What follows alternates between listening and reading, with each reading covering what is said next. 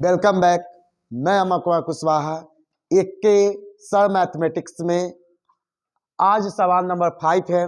ध्यान देंगे।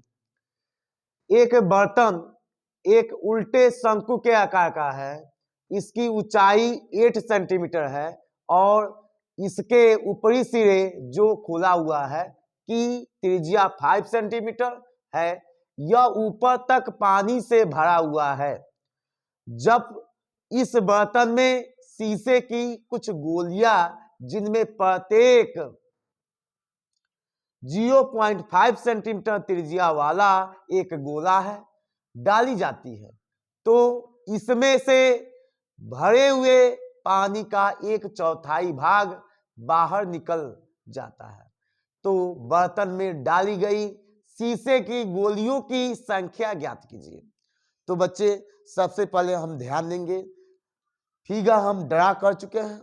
ध्यान देंगे एक शंकु है और शंकु में ध्यान देंगे इसकी त्रिज्या 5 सेंटीमीटर दे दिया है। अभी मैं समझाया हूं क्योंकि सबसे आवश्यक है फिगर को समझना। और इसकी टोटल जो ऊंचाई है 8 सेंटीमीटर शंकु का दे दिया है। साथ ही जो गोली डाली जा रही है उसकी त्रिज्या 0.5 सेंटीमीटर दिया हुआ है। तो बच्चे सबसे पहले यह सवाल को समझने के लिए सबसे इंपॉर्टेंट बात यह है कि हमको फिगर सही तरीके से आना चाहिए, क्योंकि फिगर यदि समझ में आ रहा है तो हम सवाल को आसानी से हम लगा सकते हैं।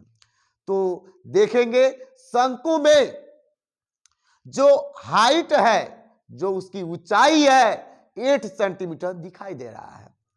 उसकी त्रिज्या 5 सेंटीमीटर दिया हुआ है। जो गोला शंकु में डाली जा रही है वो गोले की त्रिज्या 0.5 सेंटीमीटर दिया हुआ है। ध्यान देंगे कहा क्या है, जब इस बर्तन में मतलब शंकु में मतलब इस बर्तन मतलब शंकु में शीशे की कुछ गोलियां, मतलब गोलियों की संख्या हमको मालूम नहीं है कितना है, बस त्रिज्या दे दिया है 0.5 सेंटीमीटर, जिनमें प्रत्येक 0.5 सेंटीमीटर त्रिज्या वाला एक गोला है। बना दिए हैं फिगर। डाली जाती है मतलब इसी शंकु में। तो इसमें से भरे हुए पानी का 1/4 भाग बाहर निकल जाता है। मतलब इसमें पहले से पानी भरा हुआ है और जब गोलियां उसमें डाली जा रही है तो 1/4 भाग कहां से, शंकु से पानी बाहर निकल जा रही है।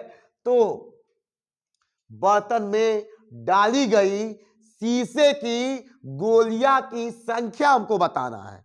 तो बच्चे कैसे मालूम चलेगा, ध्यान देंगे। पहली तो हमको शीशों की गोलियों की संख्या मालूम नहीं है। हम मान लेंगे कि गोलियों की संख्या कितना है मालूम नहीं है तो मान लेंगे यक्स वाई, कुछ भी मान लेते हैं यक्स है।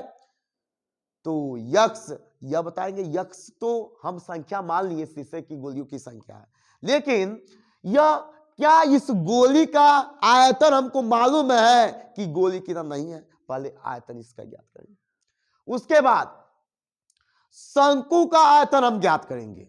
तो कहा है शंकु से ही 1/4 भाग पानी बाहर निकल जाती है। तो पहले हम क्या करेंगे, लिखेंगे, डायरेक्ट हम करेंगे, लिखेंगे मान लेते हैं ऐसा बर्तन में डाली गई शीशे की गोलियों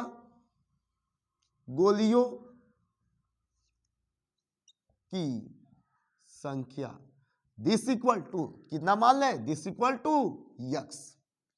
जब गोलियों की संख्या यक्स मान ली है तो लिखेंगे प्रश्नानुसार। यह सभी सवाल से थोड़ा अलग है क्योंकि अभी तक किसी सवाल में हम माने नहीं हैं। हमको पहले से हमको मालूम था तब हम ज्ञात करते हैं, लेकिन यह फर्स्ट ऐसा सवाल है जो पृष्ठीय क्षेत्रफल आयतन का जो पहली बार हमें यहां पर माने हैं कि माना कि यक्स है गोलियों की संख्या। तो ध्यान देंगे कहा है कि इसकी कितनी संख्या होगा, तो संख्या यक्स में किसका, वृत्त का, गोले का, क्या है गोला है ना, गोले का आयतन हम इंटू कर देंगे। गोले का आयतन कितना होता है 4/3 पाई आर का क्यूब। दिस इज गोला का आयतन।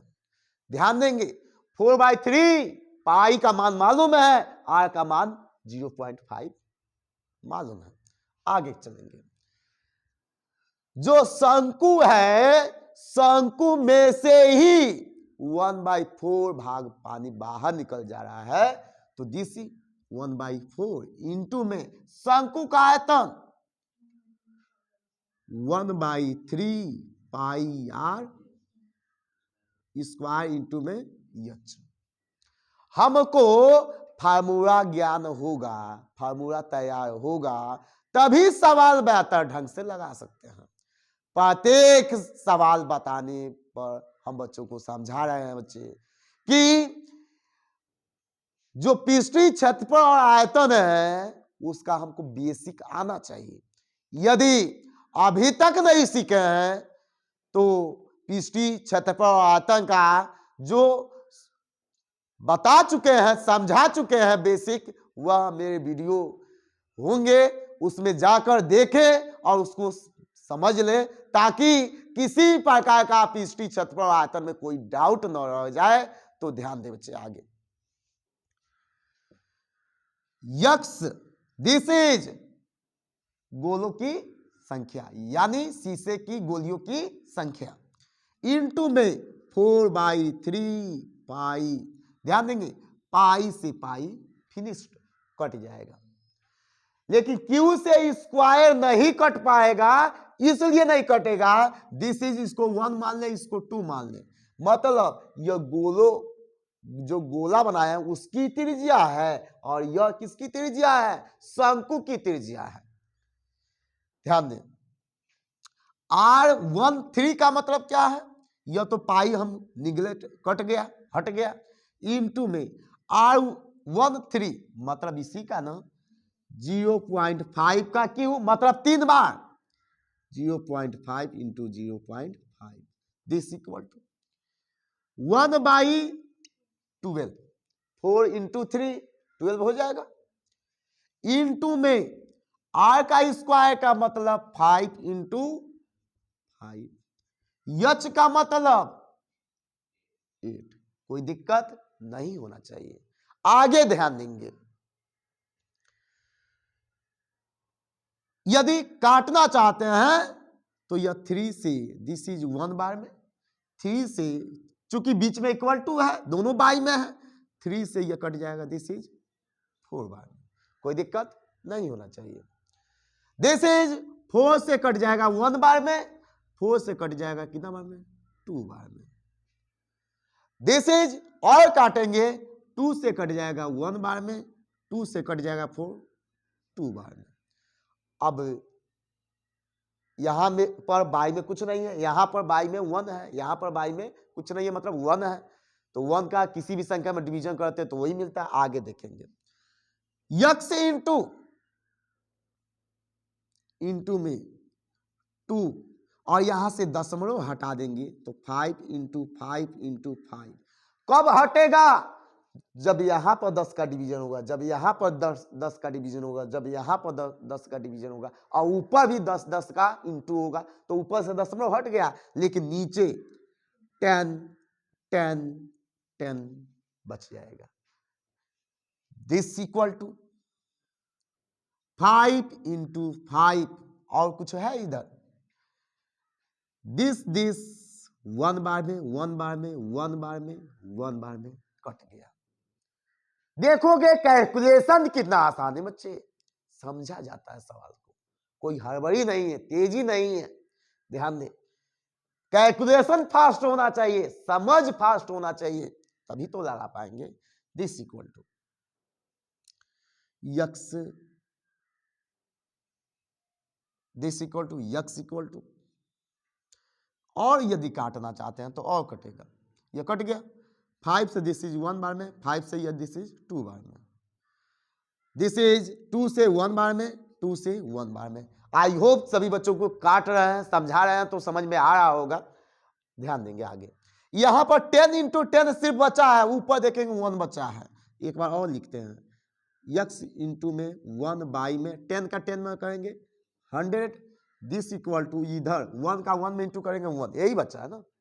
This equal to this imply that x equal to यह बाई में उधर जाएगा 1 के साथ मल्टीप्लाई में हो जाएगा, यानी x इक्वल टू क्या मिला, क्या मिला, x इक्वल टू 100। और यह क्या है, जो माने हैं बर्तन में डाली गई शीशे गोलियों की संख्या है, और दिस इज राइट आंसर।